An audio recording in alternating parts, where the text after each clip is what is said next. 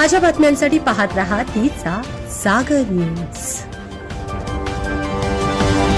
राज्यात विधानसभा निवडणुकीच्या अनुषंगाने अनेक घडामोडी घडत आहेत। नेत्यांच्या गाठीभेटी, सभा, दौरे यांना वेग आला।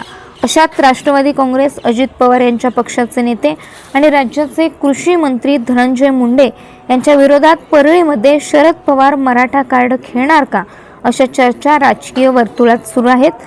बीड जिल्ह्यातील काँग्रेसचे जिल्हाध्यक्ष राजेसाहेब देशमुख हे आज शरद पवार यांच्या भेटीला सिल्वर ओकर दाखल झाले आहेत। राजेसाहेब देशमुख हे विधानसभा निवडणूक लढवण्यासाठी इच्छुक आहेत। आगामी निवडणुकीच्या दृष्टिकोनातून ही भेट अतिशय महत्त्वाची मानली जाते। राजेसाहेब देशमुख परळी विधानसभेसाठी इच्छुक आहेत। आगामी काळामध्ये राजेसाहेब देशमुख राष्ट्रवादी काँग्रेस, शरद पवार यांच्या पक्षामध्ये पक्षप्रवेश करण्याची दाट शक्यता देखील वर्तवली जात आहे। अशात बीड, परळी या भागात मराठा समाज बांधवांनी आरक्षणाचा लढा उभा केला। राज्यात मराठा आरक्षणाचा बीड, जालना हा भाग केंद्रबिंदू ठरला। त्याचबरोबर राज्यात असलेल्या सरकारच्या आरक्षणाच्या भूमिका आणि मराठा समाजाची आरक्षणाची मागणी यांच्यामुळे विधानसभा निवडणुकीत मोठा बदल होण्याची शक्यता। अशात मनोज जरांगे यांनी विधानसभा निवडणुकीत मराठा समाजाचे उमेदवार उभे करण्याबाबत काही निर्णय घेतला, तर काही समीकरणे देखील बदलण्याची शक्यता आहे। अशात परळीमध्ये राष्ट्रवादी काँग्रेसकडून धनंजय मुंडे तर महाविकास आघाडीकडून राजेसाहेब देशमुख यांना संधी दिली जाण्याची शक्यता देखील राजकीय वर्तुळात वर्तवली जात आहे। अशात शरद पवार आणि राजेसाहेब देशमुख यांच्या भेटीमुळे अनेक तर्कवितर्क देखील लावले जात आहेत। राजेसाहेब देशमुख यांनी परळी विधानसभा मतदारसंघावर दावा। काँग्रेसचे जिल्हाध्यक्ष राजेसाहेब देशमुख यांनी परळी विधानसभा मतदारसंघावर काही दिवसांपूर्वीच दावा केला होता। मतदारसंघातून आगामी विधानसभा निवडणूक लढवणार असल्याचं त्यांनी जाहीर केलं होतं। याच अनुषंगानं मतदारसंघात बैठका घेत ते जनतेशी संवाद साधत होते।